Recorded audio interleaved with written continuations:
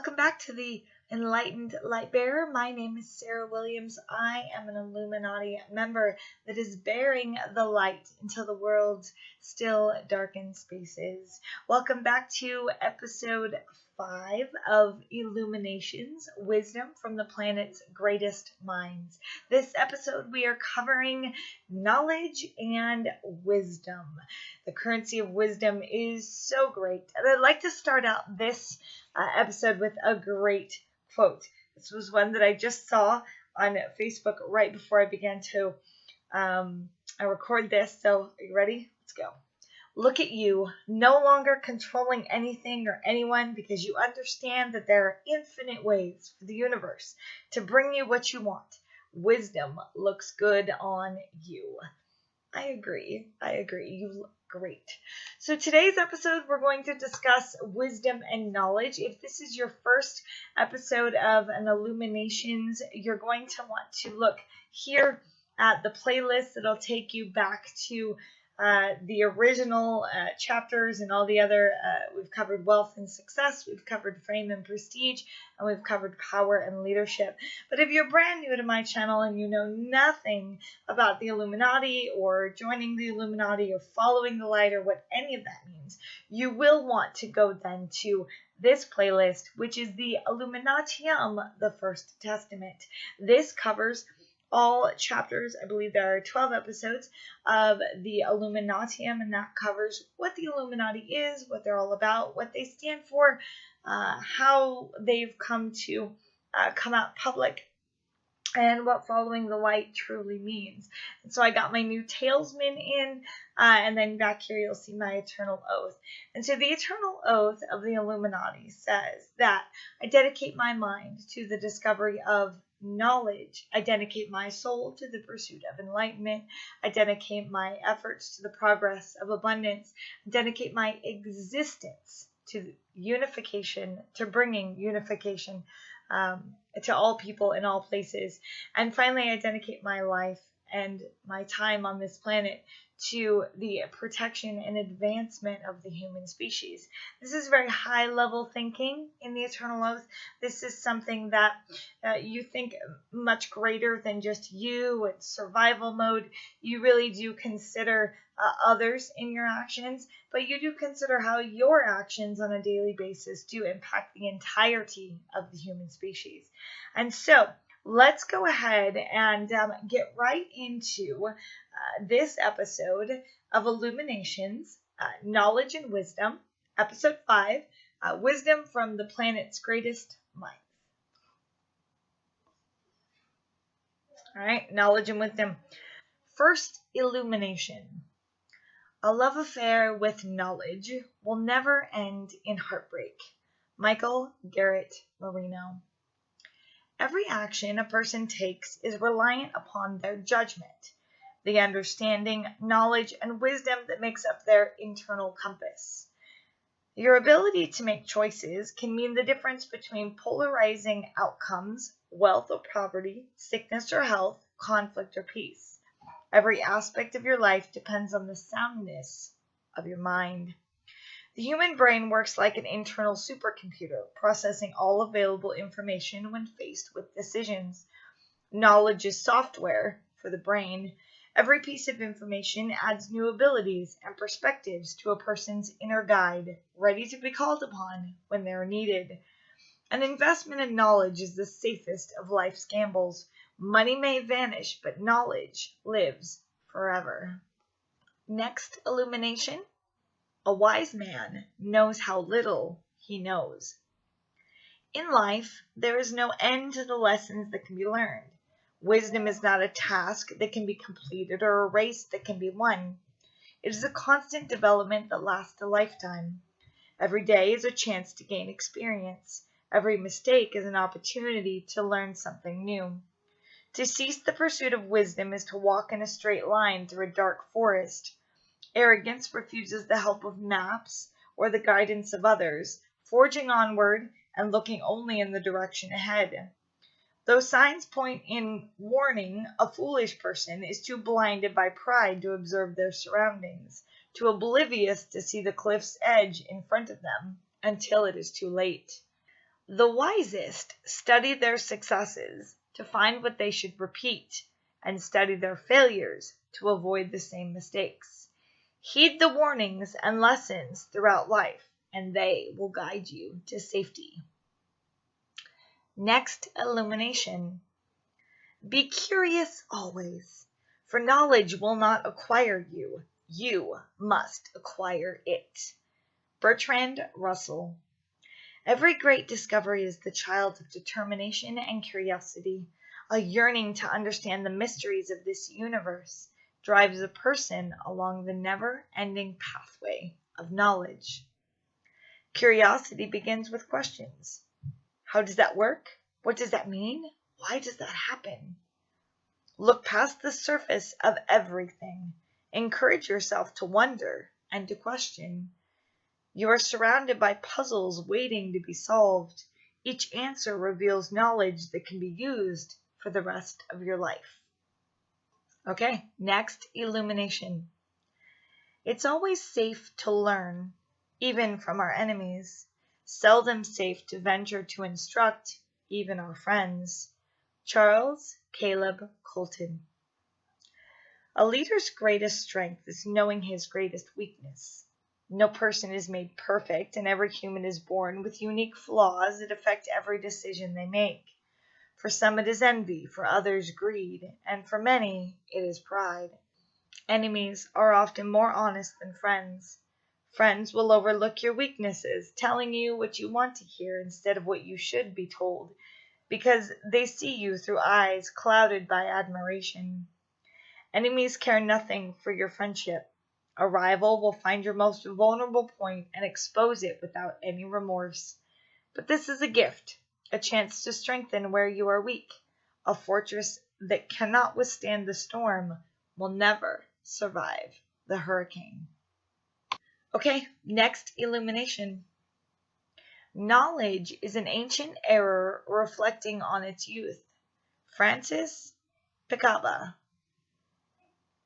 Much can be learned from the mistakes of the past. A child who reaches for the tempting glow of a fire learns a haunting lesson that will prevent him from burning himself again as an adult. Doctors of the past made mistakes that killed thousands of patients. The discoveries made from these deaths now spare the lives of thousands every day. Look back on your mistakes and the lessons you can learn from them. How could you have acted differently? If you were faced with the same decision today, could you change the outcome? Do not be afraid to face the decisions you wish you could undo. If not for error, there would be no progress. Okay, that's our last illumination. So knowledge and wisdom. Goodness. I'm going to start with Proverbs 1:7. The fear of the Lord is the beginning of all wisdom. It's the foundation of all wisdom. Okay. Ask for wisdom and you shall get it. Okay. Wisdom. You lose everything. If every bit of money and wealth is taken away from you, they can't take the wisdom away from you.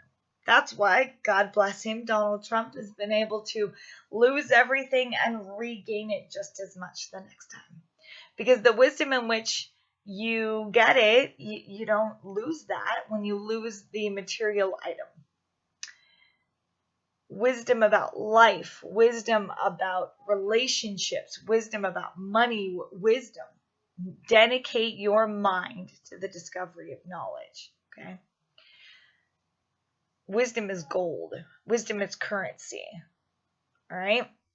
So for me, the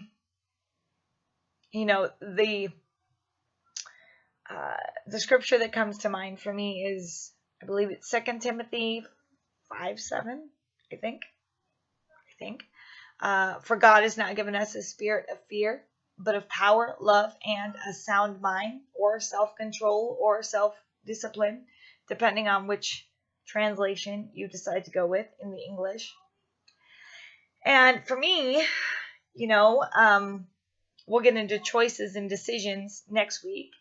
But the wisdom you gain in your life influences your choices. So For example, the wisdom that I have about food and food additives and hormones and food chemicals and artificial ingredients, the wisdom that I have about that influences my choices to be vegan, to not choose to put artificial flavors, colors, ingredients into my body, to not eat animal byproducts and animal-based foods. So my wisdom influences my choices, right? My wisdom about how money should be spent and used influences what I spend my money on, or if I save it, or if I give it, right? So the wisdom that you gather influences whether or not you take a step or don't take a step.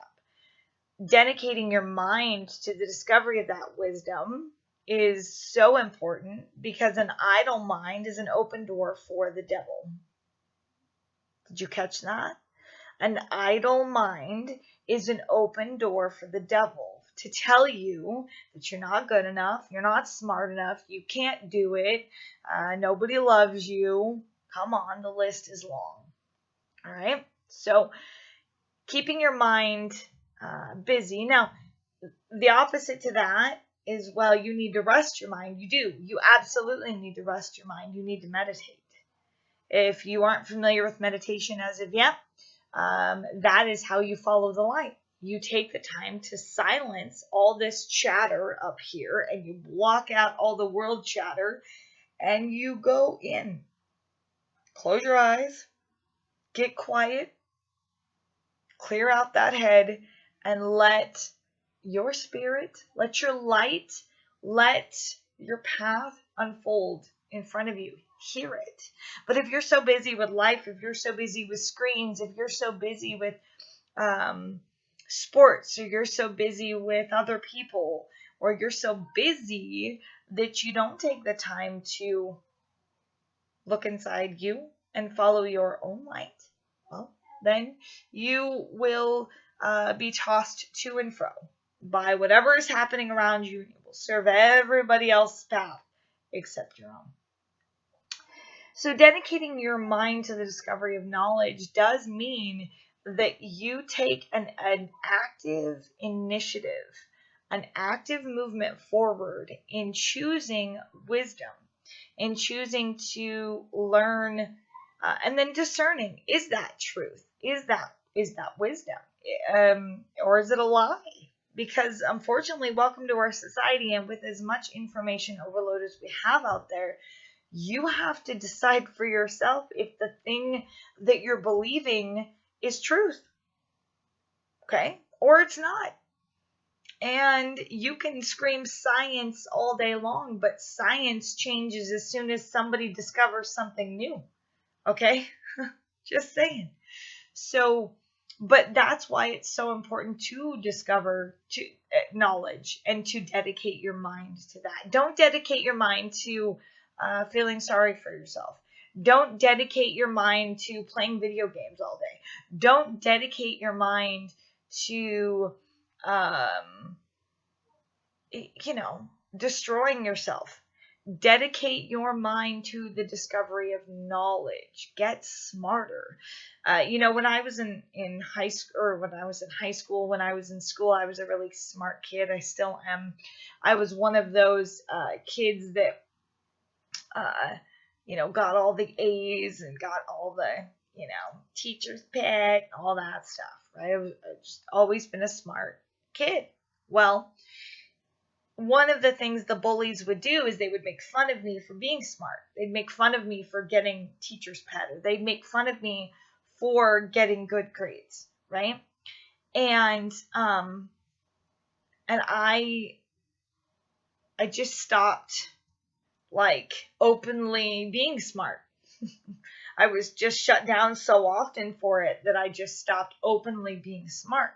But I just kept pushing and gaining more knowledge as I went through. What I came to learn, though, was that, at one point in this, specifically in my journey, that I was so distracted by life, and I was so distracted by social media and pleasing others and creating content and whatever, that I wasn't learning anything new. And it was really draining, because my mind began to then look at me. And the way to have success and wealth and healing and awesomeness in the world is not to look at me. It's to look at you. Okay. It's to look at others. And so, being smart is okay. Please be smart. Now that I'm officially a single woman, back on the dating market, I have really high standards. If you're not an intelligent man, okay, first of all, you have to be a man of God. You have to be Christian in order for me to even consider going on a date with you, because I'm just not going to play the game of dating a non-believer, because you're not going to understand my lifestyle.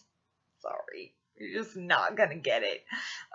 You're going to be freaked out the first time I'm praying in tongues, or the first time that I spend, days in a fast going after a miracle. You're just not going to get it. So I need, a believer to be a man that can come alongside me. And if I'm going to be a submissive Christian wife, my goodness, he's got to be a mighty man of God.